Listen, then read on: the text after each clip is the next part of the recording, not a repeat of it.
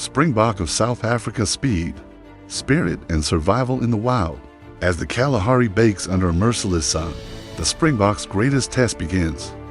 Water holes vanish into cracked earth. Mothers abandon weakened fawns. The herd's legendary speed means nothing.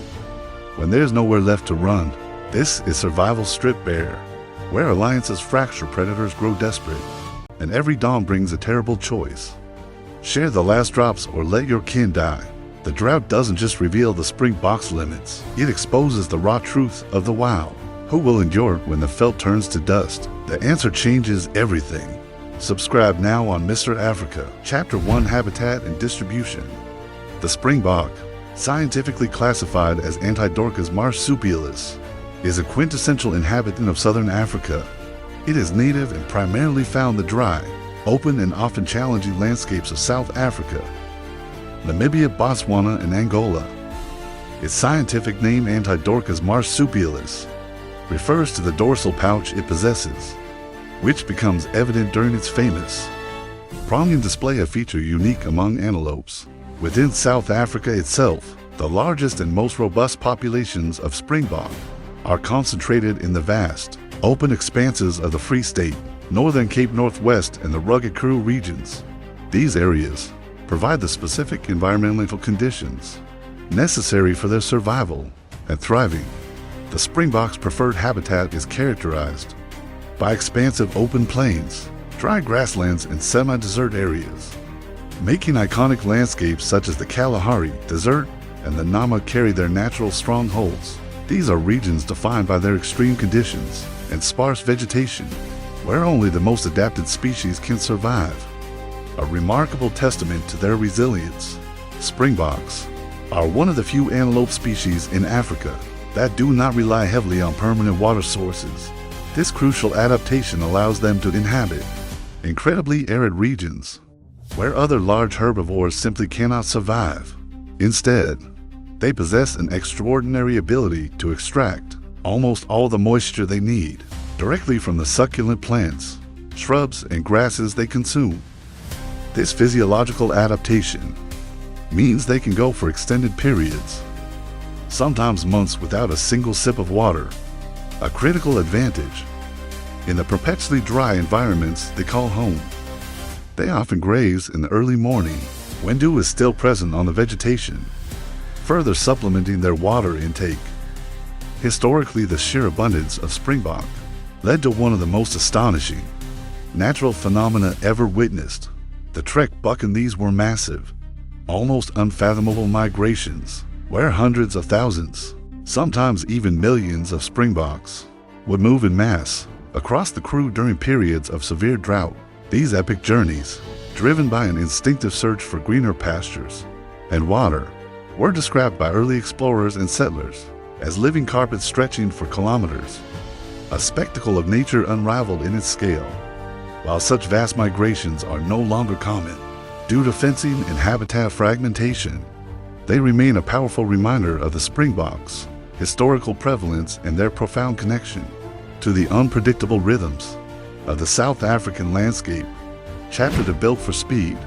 The Springbok is a marvel of evolutionary design, its entire anatomy finely tuned for speed, agility, and survival in open, predator-rich environments.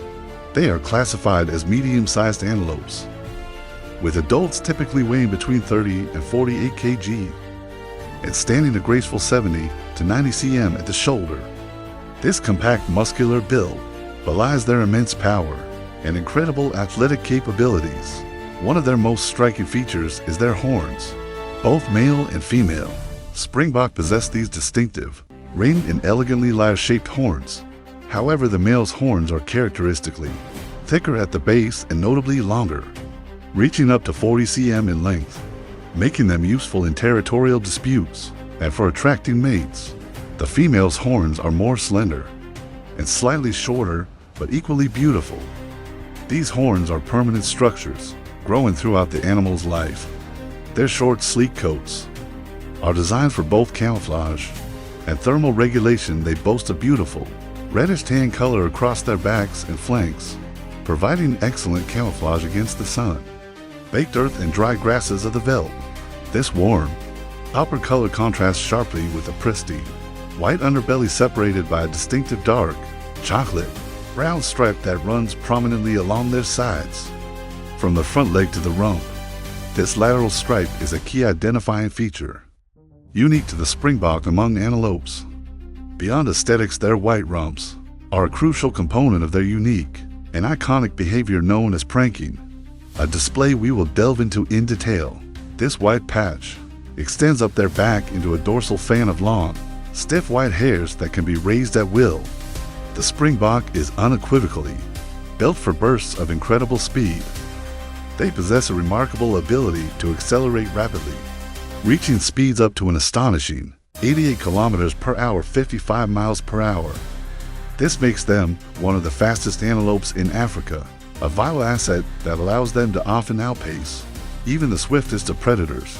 Like the cheetah, their legs are remarkably long and muscular, yet their bone structure is surprisingly light, a perfect combination for both rapid acceleration and endurance. This specialized musculoskeletal system enables them to perform their characteristic gravity-defying leaps, soaring over 3 meters, 10 feet high, and covering distances of up to 15 meters, nearly 50 feet in a single powerful bound. Chapter 3: The Mystery of Pranking. One of the most iconic, fascinating, and indeed mysterious behaviors in the entire animal kingdom is the pronk. This is a spectacular series of high, stiff leg jumps that Springboks perform, often while arching their backs into a characteristic convex curve and simultaneously lifting the prominent fan of white hairs along their dorsal ridge. The term pranking itself is derived from the Afrikaans word pranken, which wonderfully translates to show off or to strut. A fitting description for such a dramatic display. When a Springbok pranks, it pushes off all 4 feet simultaneously, launching itself vertically into the air. These incredible leaps can reach heights of up to 3 meters, 10 feet, often executed in repetitive, almost rhythmic bursts. As the animal moves across the landscape, the prong is not a form of escape speed. Rather, it's an energetic, high-visibility display. Scientists have long debated the precise reasons behind this energetically costly behavior, and several theories attempt to explain its purpose. When Springbok pronk, the fan of long, stiff white hairs on their back flares open, creating a striking flashing signal that is visible from considerable distances, especially against the brown and tan backdrop of the felt. This visual signal likely plays a significant role in coordinating her behavior during perceived threats, helping the entire group react quickly and cohesively. It's an astonishing combination of form and function.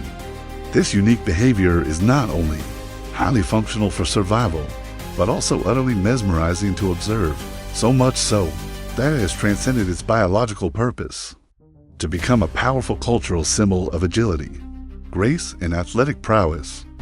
Particularly in South Africa. Chapter 4: A Life in Herds. Springboks are inherently gregarious animals, their lives defined by living in groups.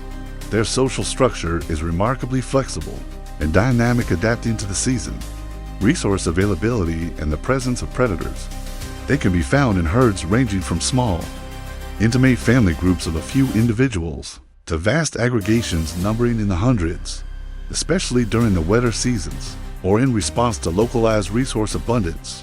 This ability to form large herds is a crucial defense mechanism. In their open habitats, researchers typically identify 3 primary types of Springbok herds. Mixed herds: these are the most common and generally consist of adult females, ewes, and their offspring, including juvenile males. These herds are often quite large, providing safety in numbers. The presence of multiple watchful eyes and ears increases the chances of detecting predators early, and the sheer confusion created by a large group fleeing can make it difficult for a predator to single out an individual. Bachelor herds: these groups are composed exclusively of juvenile or adult males that have not yet established a territory or have lost a territorial challenge. They often roam widely, waiting for opportunities to claim their own patch of land or to challenge dominant males. These herds allow males to conserve energy outside of the demanding breeding season, and practice sparring, without the added pressure of attracting females. Territorial males, these are mature, adult males that have successfully claimed and defended a specific piece of land. During the breeding season, their primary goal is to attract and retain mixed herds of females. Within their territory, they actively patrol their boundaries, set marking and vocalizing to warn off rival males. The size and composition of these herds can fluctuate dramatically with the seasons. During the harsh dry season, when water and forage are scarce, Springbok herds may cluster more tightly near remaining resource-rich areas, such as perennial rivers or areas with succulent vegetation. This concentration, while providing easier access to vital resources, can also make them more vulnerable to predators. Conversely, in the bountiful rainy season, when fresh grasses and ample water become widely available, the large herds often spread out as expensive grasslands to graze. This dispersion reduces competition for food within the group and helps minimize the impact on local vegetation. Beyond mere grouping, Springboks exhibit a range of social behaviors that reinforce group cohesion. Mutual grooming strengthens social bonds, particularly between mothers and fawns, or within stable subgroups. Synchronized feeding patterns can be observed, allowing multiple individuals to graze, while others remain vigilant. Cooperative vigilance is perhaps their most vital social behavior, with individuals constantly scanning the surroundings for danger, relying on each other for early warning. Springboks communicate through a surprisingly nuanced array of vocalizations and body language. Low snorts can signal mild alarm or disapproval, while sharp, hissing sounds indicate more immediate danger. Body language, especially rapid tail flicks and characteristic head bobs, convey various messages to other herd members. While generally peaceful within their own established groups, males, particularly territorial ones, can be incredibly aggressive during the breeding season, engaging in intense horn clashes and wrestling bouts to establish dominance and secure mating rights. These contests, though rarely fatal, are a powerful display of strength and determination. Chapter 5: Feeding Habits. The Springbok diet is a testament to its remarkable adaptability, making it a true dessert dancer capable of thriving where many other herbivores would perish. They are selective browsers and grazers, adjusting their feeding habits according to the availability of vegetation, which is dictated by the seasons and the sporadic rainfall patterns of their habitats. During the prolonged dry months, when green grasses wither and water sources vanish, Springboks primarily shift to browse. They meticulously consume the nutritious leaves, protein-rich pods, and moisture-laden flowers of various shrubs, particularly hardy species like the acacia. Their ability to extract moisture from these plants is crucial during these periods, allowing them to subsist without direct water intake for extended durations. This browse behavior also helps them access higher quality forage that might be out of reach for pure grazers. However, during the brief but revitalizing wet season, when life explodes across the veldt, Springboks readily switch their preference to grazing. They feast on the newly sprouted, tender green shoots of various grasses, which are rich in nutrients and moisture. This opportunistic feeding strategy allows them to capitalize on seasonal abundance, building up energy reserves after the lean dry season. As mentioned, their ability to go for long periods without drinking water is truly exceptional. They rely almost entirely on the moisture derived directly from their food, a metabolic and behavioral adaptation perfected over millennia. This is further aided by their efficient kidneys, which minimize water loss through urination, and their ability to tolerate fluctuations in body temperature, which helps reduce evaporative cooling needs to conserve energy and avoid overheating. Feeding primarily occurs during the cooler parts of the day. They are most active during the morning and evening hours, often grazing diligently from dawn until the heat of midday becomes too intense, then resuming activity in the late afternoon until dusk. During the hottest midday hours, they seek shade under scattered trees or shrubs, or simply lie down to minimize heat exposure. Their movement patterns across the landscape are largely dictated by the seasonal availability of edible vegetation. They follow the rainfall, instinctively moving to areas where fresh growth promises the best forage and hydration. This nomadic or semi-nomadic lifestyle ensures they constantly find the best feeding grounds in their challenging environment. Chapter 6, From Rut to Fawn. The reproductive cycle of the Springbok is finely tuned to the rhythms of the South African environment, particularly the seasonal availability of resources. While breeding can occur year-round in favorable conditions, it typically peaks during the South African spring, from roughly August to November. This timing ensures that fawns are born when rainfall is more abundant, leading to a flush of nutritious vegetation that can support lactating mothers and provide ample food for the rapidly growing young. During this peak breeding period, or rutting season, male Springboks undergo a dramatic transformation. They engage in intense, ritualized behaviors to establish dominance and attract females. These include vigorous scent marking of their territories, using preorbital glands and urine, loud vocalizing through snorts and grunts to challenge rivals and attract use, and relentless chasing of females. The competition between males can be fierce, leading to violent fights involving their sharp lyre-shaped horns. These clashes are often brutal, with locking horns and pushing with all their strength to assert dominance and secure mating rights.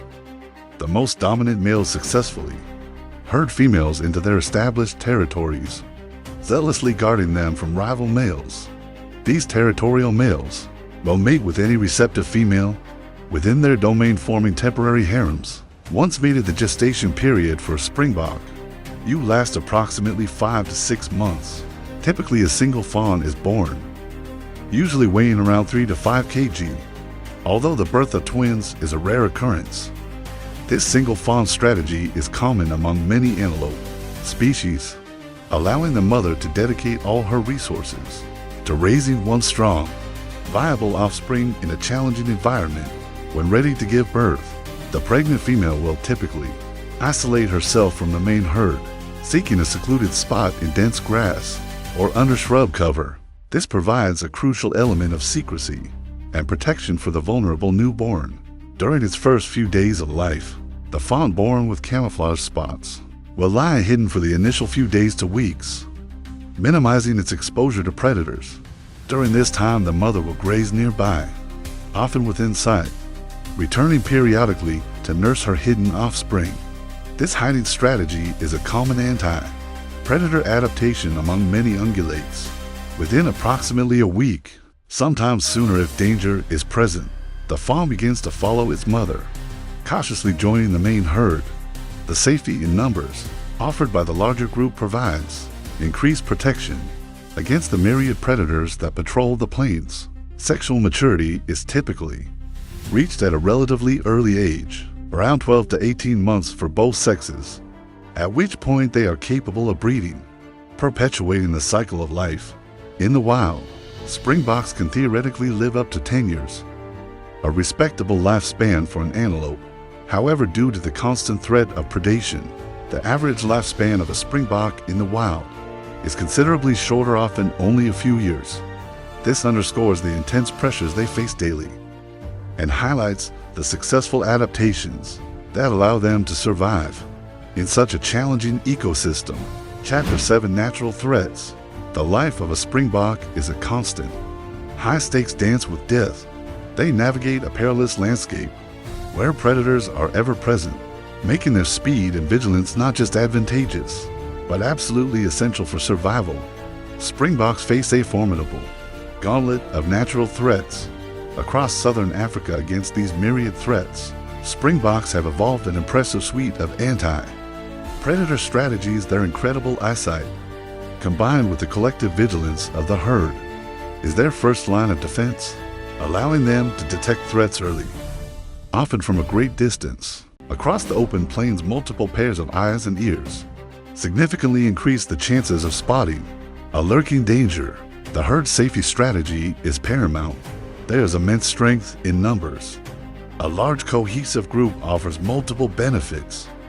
More eyes to spot danger, confusion created for the predator by a mass of fleeing animals and the dilution effect, where any single individual's risk of being caught is reduced within a large group.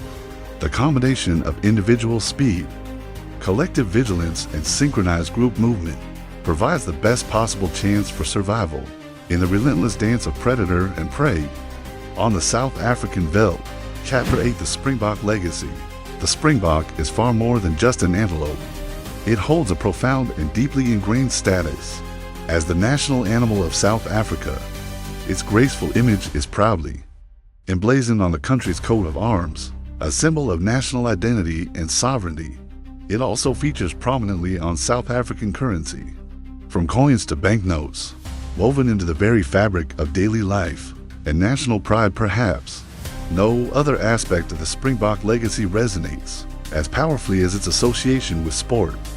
The animal is immortalized through the globally recognized Springbok rugby team, the national rugby union team of South Africa. This team carries a legacy that transcends the sporting arena. The iconic 1995 Rugby World Cup victory, hosted and won on home soil, stands as a pivotal moment in South African history. It was a victory galvanized by the unwavering support of President Nelson Mandela, who famously embraced the once apartheid era symbol of the Springbok and its team. This extraordinary event transformed the Springbok into a powerful and enduring symbol of reconciliation, unity, and national pride in post-apartheid South Africa. It demonstrated sport's capacity to heal divisions and bring a fractured nation together under a common banner. In traditional Afrikaner culture, predating the modern nation, the Springbok was already revered. It was seen as a powerful symbol of resilience, endurance, and wild beauty, qualities deeply admired in a land that demands toughs. Its ability to survive and thrive in harsh conditions mirrored the pioneering spirit. Beyond formal emblems and sports, the Springbok is deeply embedded in the cultural tapestry of South Africa. Its elegant form is featured in countless works of poetry, on postage stamps, in various forms of art, and within numerous corporate and organizational logos. It is not merely an animal. It has ascended to the status of a national mythos, representing core values and aspiration. The phrase "to leap like a Springbok" has become a popular metaphor in everyday language, signifying youthful energy, boundless ambition, and achieving success with agility and vigor. Furthermore, Springboks are frequently adopted as mascots, emblems, and icons for a wide array of institutions, from schools and universities to conservation programs and local community initiatives across South Africa. Their instantly recognizable image is also strategically used in ecotourism campaigns, serving as a potent representative of South Africa's incredibly rich and diverse wildlife heritage, enticing visitors from around the world to witness these magnificent creatures in their natural habitats. The Springbok, therefore, is a living embodiment of the nation's journey, its wild heart, and its enduring spirit. Chapter 9: Modern Challenges. Despite the myriad challenges posed by predators and harsh environments, the Springbok conservation story is largely a positive one. They are currently classified as a species of least concern by the International Union for Conservation for Nature, a designation that reflects their relatively healthy and stable population numbers. Current estimates suggest that there are over 2 million Springboks distributed across their range in southern Africa, a remarkable recovery from historical lows. Despite these challenges, significant efforts are underway to ensure the Springboks' continued prosperity. They are now extensively protected in many national parks and private game reserves across South Africa, such as the vast Kruger National Park and the arid Kologati Transfrontier Park. These protected areas provide crucial sanctuaries where Springboks can thrive, relatively undisturbed by human encroachment and hunting. Furthermore, Springbok populations are often actively managed through responsible ecotourism and regulated game farming. These initiatives provide significant economic benefits to rural economies in South Africa, creating incentives for local communities to protect wildlife and their habitats. Ecotourism in particular allows visitors to experience springboks in their natural environment, fostering appreciation and contributing financially to conservation efforts. Conservation organizations continually promote rewilding efforts and work to establish corridors between protected areas to combat habitat fragmentation. They also focus on maintaining genetic diversity within populations through careful management and occasional translocations, ensuring the long-term health and adaptability of the species. The springbok's inherent resilience and remarkable ability to live and reproduce in tough, arid environments give them a strong survival edge. In the face of changing climates, their physiological adaptations for water conservation and their flexible diet are key factors in their success. The continued success of the springbok is a testament to effective conservation efforts and its remarkable evolutionary fitness, ensuring that this cherished national icon continues to leap across the veldt for generations to come. Chapter 10: The Spirit of Africa. In the endless whispering silence of the veldt, a sudden explosive leap breaks the stillness, a mesmerizing blur of hooves, coiled muscle and unyielding purpose. The springbok, in that singular, breathtaking moment, transcends its identity as merely an antelope.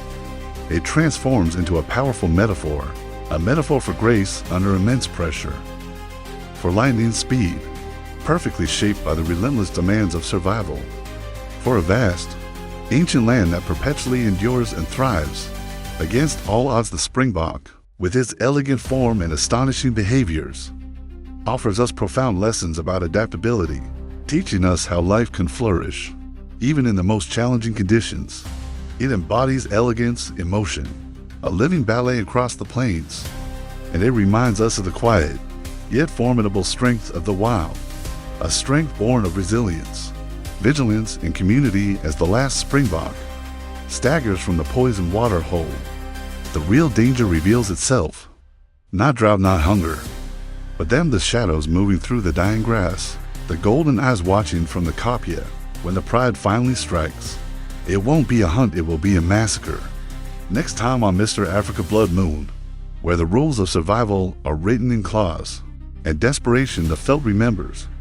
And so should you turn on notifications or miss nature's greatest showdown?